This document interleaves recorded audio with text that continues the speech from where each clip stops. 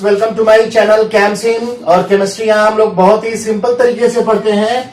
आज की वीडियो में हम लोग डिस्कस करने जा रहे हैं valence bond theory in coordination compound. तो लास्ट वीडियो में हमने आइसोमेरिज्म तक देख लिया था कोऑर्डिनेशन कंपाउंड में, काफी अच्छे से हम लोगों ने समझ लिया। आज हम लोग देखेंगे कि वैलेंस बॉन्ड थ्योरी ये है क्या बेसिकली, और कोऑर्डिनेशन कंपाउंड में बेसिकली इसका यूज क्यों और कैसे हो रहा है।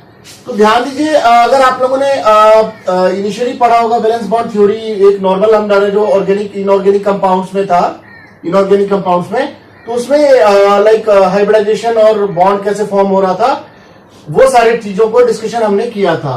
तो यहां पर भी हम लोग कुछ एजम्पशन लेते हैं इस थ्योरी के लिए, और वो एजम्पशन ये है,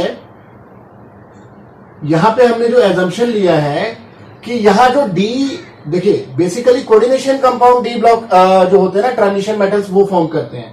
तो जो डी ब्लॉक के जो ट्रांजिशन मेटल्स हैं, इनके एस, पी और डी, ये ऑर्बिटल्स आपस में मिलके एक हाइब्रिड ऑर्बिटल्स बनाते हैं बॉन्ड को फॉर्म करने के लिए। इसको हम लोग सेंट्रल मेटल एटम बोलते हैं। तो ये इस तरीके से आपस में इंटरमिक्स करते हैं कि इक्वल शेप और इक्वल एनर्जी के ये ऑर्बिटल्स बना सकें, सो दैट जो लिगेंड है वो सेंट्रल मेटल एटम से इस तरीके से यहां पे आके अटैच हो सके।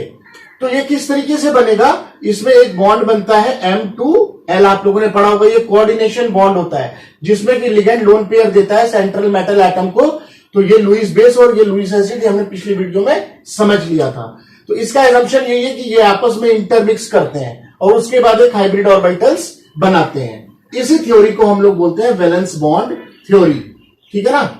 अब इसके बारे में देखते हैं हम लोग। तो देखिए, वैलेंस बॉन्ड थ्योरी हमारे पास कोऑर्डिनेशन नंबर 6 और कोऑर्डिनेशन नंबर 4, इन दोनों के लिए हम डिस्कस करेंगे, क्योंकि इन्हीं दोनों के लिए मैं most of the coordination number हमारा जो डी ब्लॉक ऑर्बिटल्स वाले जो ट्रांजिशन मेटल्स हैं ये फॉर्म करते हैं।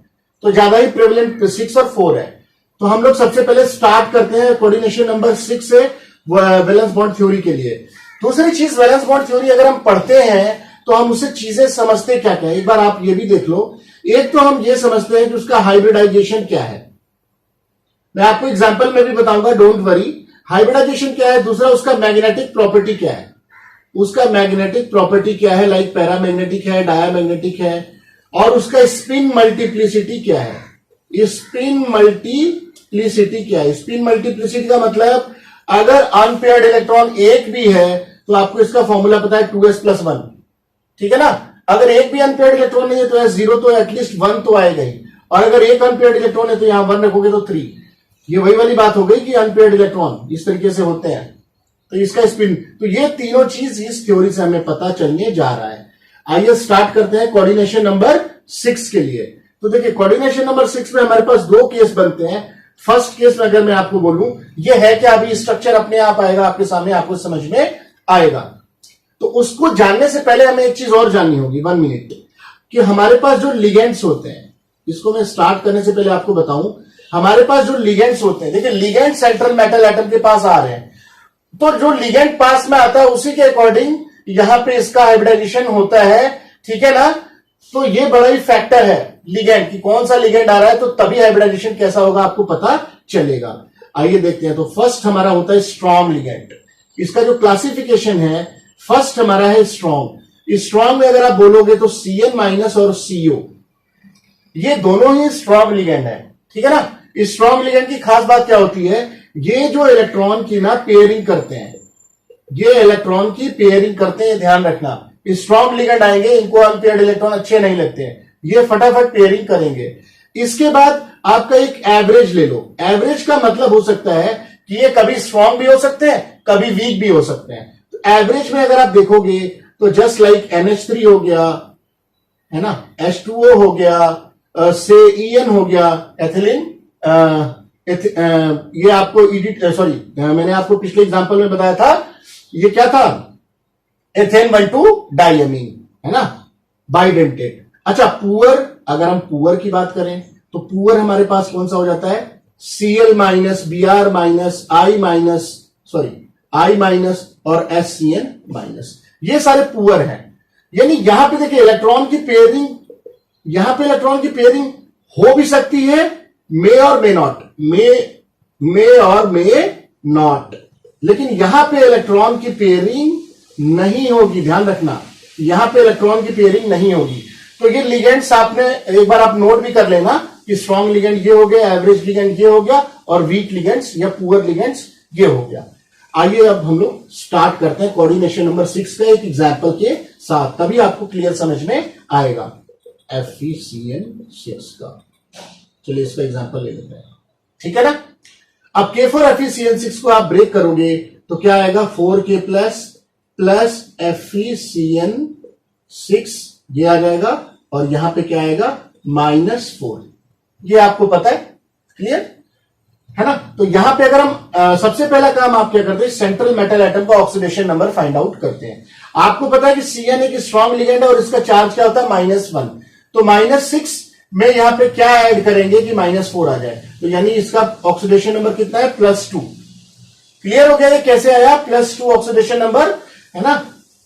अब Fe का जो कॉन्फ़िगरेशन होता है वो होता है Ar3d64s2, 26 होता है ना इसका, Ar यानी आर्गन यानी 18 और 6 24 प्लस 2 26, +2 का मतलब ये 2 इलेक्ट्रॉन चले जाएंगे, +2 का मतलब ये 2 इलेक्ट्रॉन चले गए।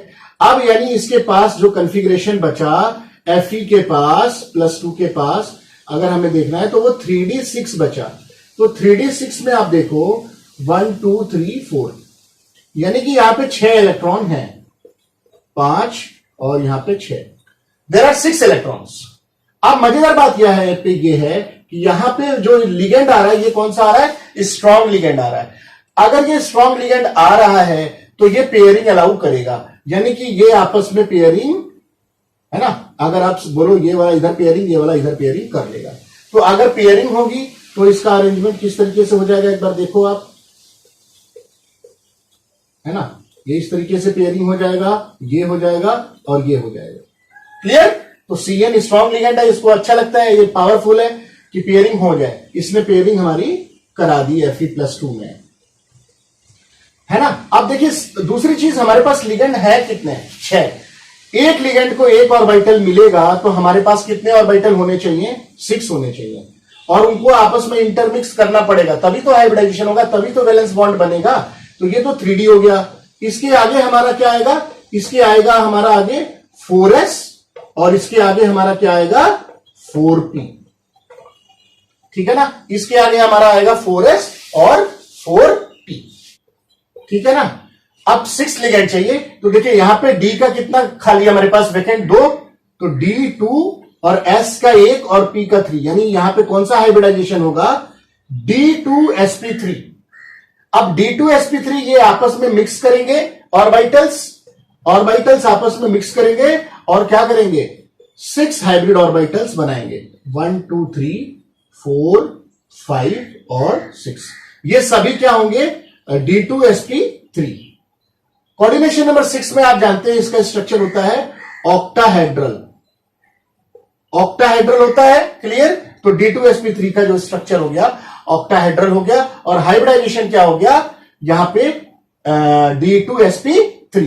अब सबसे मजेदार बात देखिए, इसका अगर हम लोग मैग्नेटिक प्रॉपर्टी देखना चाहें, जैसे आप मैग्नेटिक मोमेंट निकालते हैं, दैट इज √n × n+2, और n क्या होता है, number of unpaired electron. Unpaired electron एक भी नहीं है तो मैग्नेटिक मोमेंट 0 आ गया।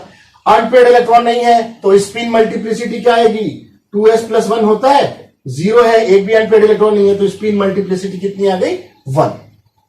क्लियर हो गया सभी को। तो ये कोऑर्डिनेशन नंबर 6 में हमने देख लिया, तब जब हमारा केस था स्ट्रॉन्ग लिगेंड। एक और मजेदार बात देखिए, इसको हम लोग बोलते हैं इनर ऑर्बिटल। इनर ऑर्बिटल बोलते हैं, इनर ऑर्बिटल इसलिए बोलते हैं क्योंकि ये 3D के 2 जो d ऑर्बिटल बने हैं ना, वो 3D से लेके बने हुए हैं। तो 3D का इनसाइड वाले को, क्योंकि पेयरिंग होने से 3D के 2 ऑर्बिटल वैकेंट हो गए थे, इसीलिए इसको बोलते हैं इनर ऑर्बिटल। ये बात ध्यान रखना। तो इसका जो शेप बन सकता है, किस तरीके से बन सकता है, आपका Fe है, देखो यहां पे 4 हो गए, 1 2 3 4 और इधर 5 और इधर 6। आप सभी को पता है कि यहां पे ये इस तरीके से लोन पेयर प्रोवाइड करते हैं, क्लियर। तो ये इसका स्ट्रक्चर हो गया, है ना। आई थिंक कोई डाउट नहीं होना चाहिए। अब कोऑर्डिनेशन नंबर 6 में हम दूसरा वाला केस देखते हैं। कोऑर्डिनेशन नंबर 6 में अब हमारे पास जो सेकेंड एग्जाम्पल है दैट इज COF6-3। CO क्या है? कोबाल्ट है। F आपको पता है ये वीक लिगेंड है, इसका कितना चार्ज होता है? -1, ठीक है ना। तो -6 में क्या ऐड करेंगे? -3 आ जाए, यानी कि +3। सिंपल सी बात है। तो सबसे पहले आप मेटल का ऑक्सीडेशन नंबर फाइंड आउट कर लेते हैं। तो CO का कितना होता है? हमारा 27 होता है।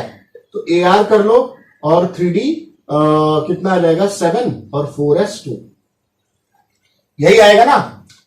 CO 27, तो AR 3D7 और 4s2। अब यहां पे +3 करना है, +3 का मतलब ये चला जाएगा और यहां पे 3D6 हो जाएगा। क्लियर? तो यानी कि CO +3 का जो कोऑर्डिनेशन नंबर, जो ऑक्सीडेशन नंबर होना है हमारा, जो कॉन्फ़िगरेशन आना है वो आना है 3D6। अब देखते हैं क्या होगा। 1 2 3 4। तो सबसे पहले हम लोग 5 इलेक्ट्रॉन बना लेते हैं। 1 2 3 4 5 और 6 है, तो छठा इलेक्ट्रॉन यहां पे चला गया, है ना। अब आप ध्यान देना, यहां पे ध्यान देना आप लोग कि यहां पे जो 6 है ना लिगेंड जो आ रहा है F-, ये वीक लिगेंड है। तो ये वीक लिगेंड को पेयरिंग अच्छा नहीं लगता है, यानी यहां पे ये पेयरिंग करने नहीं देगा। अगर ये पेयरिंग करने नहीं देगा तो हमें आगे बढ़ना पड़ेगा, और आगे बढ़ने के लिए हमारे पास कहानी कुछ इस तरीके से होगी कि 4s 4p और 4d, 6 ऑर्बिटल हमें चाहिए वैकेंट। तो s का 1, p का 3 और d का 2, तो ये लिया और d के 2 लिए। तो यानी कि यहां इंटरमिक्सिंग होगी, इससे हमारे पास क्या बनेगा? sp3d2। अब देखिए इसमें इनर का कोई भी इलेक्ट्रॉन ऑर्बिटल नहीं हुआ है मिक्स, इसलिए इसको इनर नहीं बोलते, इसको क्या बोलते हैं हम लोग? आउटर ऑर्बिटल मिक्सिंग हुई है यहां पे, ये ध्यान रखना। तो वीक लिगेंड के आने से कोई पेयरिंग नहीं हुई, हाइब्रिडाइजेशन यहां पे चेंज हो गया। वहां D2sp3 था, यहां sp3d2 हो गया, क्योंकि हमने आउटर का लिया हुआ है। स्ट्रक्चर सेम रहेगा। क्लियर?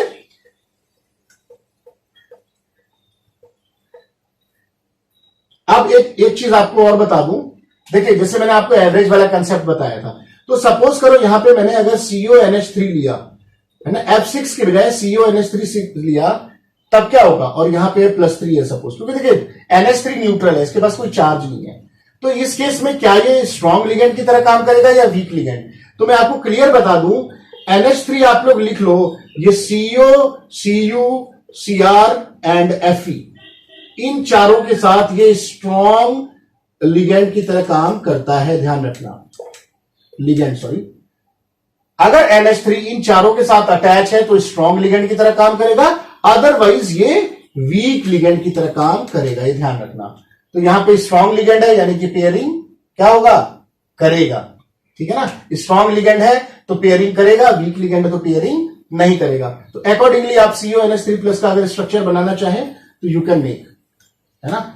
और यहां पे जो आएगा कहानी वो सेम आएगा K4FeCN6 का। याद करो यहां भी 3D6 आया था, स्ट्रॉन्ग है, पेयरिंग करेगा, D2sp3, तो यहां भी इनर वाला आ जाएगा। समझ गए सभी लोग? ठीक है। अब आता है कोऑर्डिनेशन नंबर 4। कोऑर्डिनेशन नंबर 4 का मतलब हमारे पास यहां पे 2 स्ट्रक्चर बन सकते हैं, टेट्राहेड्रल या फिर स्क्वायर प्लेन। कैसे बनेंगे देखते हैं, सब कुछ सेम रखना है हमें। तो फर्स्ट एग्जांपल हम लोग यहां पे लेते हैं NiCl4, ठीक है ना, -2। अब देखते हैं इसमें क्या हमारे पास आता है डिटेल में। Ni का आपको पता है कि 28 होता है, ठीक है ना। तो यहां पे देखिए यहां पे लिगेंड क्या है हमारे पास? Cl-। क्लियर? ये वीक लिगेंड है, ध्यान रखना। तो यहां पे क्या हो गया कि Cl का 1 माइनस है, यानी कि -4, तो यहां पे कितना आना चाहिए? +2 - 4 इज -2, तो निकल का कितना आ जाएगा? +2। +2 का मतलब इसका कॉन्फ़िगरेशन क्या हुआ? 3D8 4s2 होना चाहिए था, तो +2 से 2 ये हट जाएगा 4s2। तो यानी कि इसका जो कॉन्फ़िगरेशन आएगा, अगर हम आउटर मोस्ट शेल की बात करें तो 3D8 आएगा, ठीक है ना।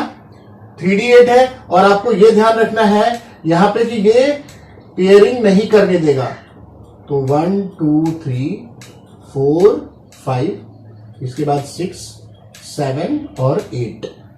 अब यहां पे हमारे पास अगर क्लोरीन है, Cl- है लिगेंड, ये पेयरिंग अलाउ नहीं करेगा, ये एज इट इज छोड़ देगा।